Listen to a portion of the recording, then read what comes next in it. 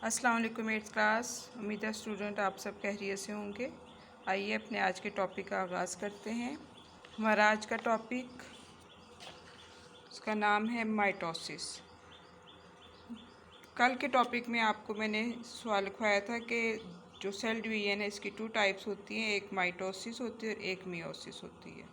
उसमें आज फर्स्ट वाला जो उसका टॉपिक है वो देखेंगे। ये आपका लॉन्ग है, आपने क्वेश्चन भी लिखना है ऊपर कि डिस्क्राइब माइटोसिस, और ये आपकी बुक की जो बैक एक्सरसाइज है आप देख सकते हैं। ये 2.4 पे ये आपका लॉन्ग है, इसमें डिस्क्राइब माइटोसिस।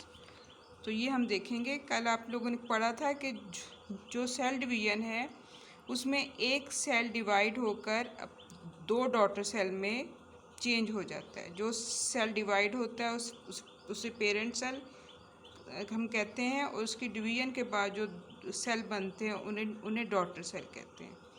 तो माइटोसिस एक ऐसा अमल होता है, एक ऐसा फिनोमिनन होता है या एक ऐसा प्रोसेस होता है जिसमें एक सेल इन तमाम स्टेप में से गुज़रने के बाद अपने ही जैसे 2 सेल्स में तकसीम हो जाता है। जिसमें अगर आप ये सेल देखें गौर से, इसकी डायग्राम, इसकी बाहर वाली जो इसकी मेम्ब्रेन है, बाहर वाली जो इसकी लेयर है उसे कहते हैं सेल मेम्ब्रेन। ये अंदर वाली जो लेयर होती है ये न्यूक्लियस है, इसे हम कहते हैं न्यूक्लियर मेम्ब्रेन। और इसके अंदर ये जो आपको 2 मुख्तलिफ रंगों के आपको ये जो ऑर्गेनल्स या 2 मुख्तलिफ किस्म के अजसाम दिखाई दे रहे हैं, ये जो सेल होते हैं इसके अपने क्रोमोसोम्स होते हैं। ये ऊपर वाली डायग्राम भी कल मैंने आपको समझाई थी। ये अगर सेल है तो सेल की बाहर वाली जो लेयर है उससे सेल मेम्ब्रेन कहते हैं। सेल के अंदर न्यूक्लियस होता है, न्यूक्लियस के बाहर वाली जो मेम्ब्रेन या उसकी झिल्ली को न्यूक्लियर मेम्ब्रेन कहते हैं। न्यूक्लियस के अंदर उसके क्रोमोसोम्स होते हैं। और जब सेल तकसीम हो रहा होता है, जब सेल रेस्ट की हालत में होता है तो उसके क्रोमोसोम इतने प्रोमिनेंट, इतने वाज़े नहीं होते। लेकिन जब सेल तकसीम होने वाला होता है तो यही क्रोमोसोम जो होते हैं ये इसके डबल हो जाते हैं। जो कल मैंने आपको बताया था कि जो उसके क्रोमोसोम हैं वो डुप्लीकेट हो जाते हैं, यानी क्रोमोसोम इसके डबल हो जाते हैं, साइज़ में भी डबल हो जाते हैं और अपनी तकसीम से पहले जो उनका नंबर है वो भी डबल हो जाता है। और ये सेल के बाहर जो होता है, न्यूक्लियस के बाहर, उसके अंदर ये जो 2 अजसाम होते हैं, ये जब इसके क्रोमोसोम तकसीम होना शुरू होते हैं तो ये जो 2 अजसाम जिन्हें सेंट्रियोल कहते हैं, ये क्रोमोसोम्स को होल्ड रखते हैं, यानी ये क्रोमोसोम को पकड़ के रखते हैं ताकि उनकी डिवीज़न आराम से हो जाए। सबसे पहले इसकी डेफिनेशन देखते हैं। आपकी बुक में लिखा हुआ, मैंने हेडिंग भी लिख दी है कि माइटोसिस ये ऐसा प्रोसेस होता है, is a process by which the parent cell divides into 2 daughter cell with the same number of उसके chromosome as in the parent cell. यानी जो माइटोसिस होता है उसमें एक सेल डिवाइड होके 2 डॉटर सेल में तब्दील होता है। लेकिन शर्त क्या है कि जितने नंबर ऑफ जो होते क्रोमोसोम उसके पेरेंट सेल में होंगे उतने ही नंबर ऑफ क्रोमोसोम उसके डॉटर सेल में होंगे। ये माइटोसिस की पहचान है। माइटोसिस का अमल हर जानदार के अंदर होता है, हमारे अंदर भी होता है। जिस तरह जब हम नेल्स काटते हैं तो कुछ अर्से बाद हमारे नेल्स लंबे हो जाते हैं।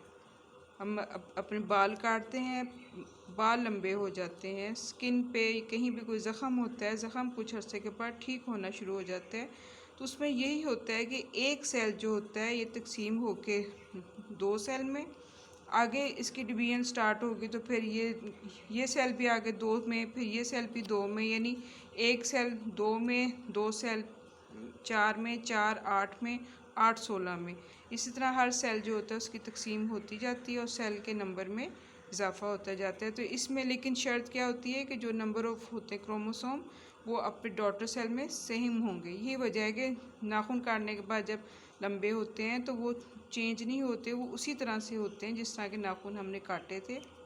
या बाल जब हम काटते हैं तो वो बाल भी उसी तरह से होते हैं जिस तरह के बाल हमने काटे थे। यानी जो पेरेंट सेल होगा, डॉटर सेल भी बिल्कुल उसकी तरह से मिलते जुलते होंगे, आइडेंटिकल होंगे, क्योंकि शर्त इसके अंदर क्या रखी हुई है कि जितने नंबर ऑफ क्रोमोसोम ये पेरेंट सेल में हैं उतने ही नंबर ऑफ क्रोमोसोम उसके डॉटर सेल में होंगे। तो माइटोसिस के अमल में ये सारे स्टेप्स होते हैं। पहले आप इसकी डायग्राम देख लीजिए। ये डायग्राम बहुत इंपॉर्टेंट है, आपने बहुत अच्छी तरह से इसको अपने सीखना भी है, ड्रॉ भी करना है।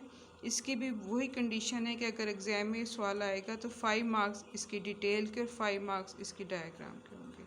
ये देखिए, ये पहले सेल है मुकम्मल, अभी रेस्ट के फॉर्म में, इसलिए इधर इंटरफेस का है। जब तक सेल तकसीम नहीं होता तब तक वो इंटरफेस की हालत में होता है। बाहर इसकी सेल मेम्ब्रेन है, अंदर इसकी न्यूक्लियर मेम्ब्रेन है और फिर इसके अपने क्रोमोसोम है। नेक्स्ट स्टेप में इसकी जो न्यूक्लियर मेम्ब्रेन है वो इन्होंने बताया कि वो टूटना शुरू होगी। इसके इन्होंने डॉट डॉट दिखाए, इसका मतलब है कि सेंटर वाली जो लेयर है ये टूट रही है। और इसके क्रोमोसोम इधर देखिए और ये देखिए, ये क्रोमोसोम इसके डबल हो गए। इसके बाद नेक्स्ट स्टेप में क्या होता है कि जो सेल है वो थोड़ा सा लंबा होना शुरू हो जाता है ताकि जो इसके क्रोमोसोम है उनको डिवीजन के लिए जगह मिल जाए। और ये इसकी न्यूक्लियर मेम्ब्रेन इधर आके ख़त्म हो गई है।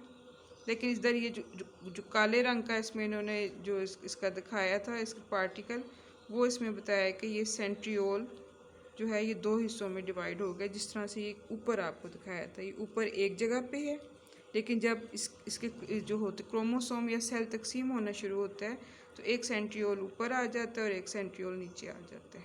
और सेंट्रियोल से ये जो बारीक बारीक से धागे या रेशे या इसके अपने जो इसके थ्रेड्स निकलते हैं, ये क्रोमोसोम उसके ऊपर जाके अटक जाते हैं या उसके साथ जाके अटैच हो जाते हैं। फिर नेक्स्ट स्टेप में देखिए सेल की कंडीशन वही है, लेकिन इसके क्रोमोसोम जो हैं ये आधे आधे डिवाइड हो गए। यानी पहले यहाँ सिंगल थे, सिंगल से फिर इसके डबल हुए, इधर भी डबल हैं, लेकिन इधर स्टेप में जाके ये फिर दोनों जो है ये अलग-अलग से हो जाते हैं। कुछ ऊपर चले जाते हैं, कुछ नीचे आ जाते हैं। फिर इसके बाद अगला स्टेप बहुत इंपॉर्टेंट है। इसमें ये होता है कि ऐसा लगता है कि जैसे ये जो सेल है इसको दोनों साइडों से पकड़ के अगर आप अपनी दोनों उंगली और अंगूठा लें तो हमने इसको सेंटर से इसको दबा दिया है। ये वाली जो इसकी डायग्राम है ये इस तरह से लगती है कि जो होता है जो सेल है इसको हमने दबा दिया, जिसकी वजह से ये शेप इसकी आ जाती है। इसकी शेप ये वाली आने की वजह से इसके सेल का आधा मटेरियल एक साइड पे आ जाता है और आधा मटेरियल एक साइड पे, और इसके बाद से जो सेल है इधर से जो है वो टूटना शुरू हो जाता है। इसको साइटोकाइनेसिस कहते हैं। जब न्यूक्लियस होता है डिवाइड, जिस तरह ये न्यूक्लियस है, उन्होंने बताया कि ये न्यूक्लियस अब इधर आके 2 हिस्सों में डिवाइड हो गया। इसे न्यूक्लियर डिवीजन कहते हैं। जब ये सेल बीच में से ये पिंच होता है और 1 से 2 हिस्सों में डिवाइड होना शुरू हो जाता है तो फिर इसको साइटोकाइनेसिस कहते हैं और फिर ये आगे 2 सेल बनते हैं। इसकी डेफिनेशन इधर से लेके इधर तक है। फिर इसके बाद इसकी एक्सप्लेनेशन है। इसमें लिखा है कि द नंबर ऑफ जो होता chromosome is double during interphase. मैंने आपको बता दी है 2 set of chromosomes are formed. जो क्रोमोसोम के 2 सेट बनते हैं। एक ये उन्होंने बताया कि 2 सेट इसके बने, एक ये बना और एक ये बना, ये 2 इसके सेट बनते हैं। During mitosis when the nucleus of the parent cell divides the 2 set of chromosome are distributed equally in the 2 daughter nucleus. जिसकी वजह से जब सेल का न्यूक्लियस होता है डिवाइड तो उसके जो न्यूक्लियस है वो भी डिवाइड होकर 2 उसके डॉटर न्यूक्लियाई, यानी यहाँ एक न्यूक्लियस था लेकिन जब सेल डिवाइड होता है तो इसके 2 डॉटर न्यूक्लियाई बनते हैं। फिर जैसे इसकी न्यूक्लियर डिवीजन स्टार्ट होती है तो होता है कि जो सेल होता है उसके अंदर एक शैलो सा जो होता है अपना ग्रूव उसका बन जाता है। ग्रूव का मतलब होता है कोई भी गहरी जगह या गहराव। जैसे मैंने आपको बताया कि ऐसा लगता है जैसे सेल को पकड़ के हमने ऐसे उंगली से दबा दिया सेंटर से, तो वो उन्होंने बताया कि ये एक इसका अपना ग्रूव बनता है जो इसके मिडल में राइज होता है साइटोप्लाज्म में, जिसकी वजह से जो मज़ीद डीपन्स होता है गहरा होता जाता है। सेल डिवाइड होकर 2 डॉटर सेल में तकसीम हो जाता है जिसके अंदर न्यूक्लियस होता है और नंबर ऑफ जो उसके क्रोमोसोम है वो सेम होते हैं। ये आपका टॉपिक इधर तक ही है। आपने इसकी इसकी डायग्राम सीखनी, पहले समझनी है, ये बनानी है, और फिर इसके बाद ये टॉपिक आपने याद करना है, तो आपको ज़्यादा आसानी होगी। शुक्रिया।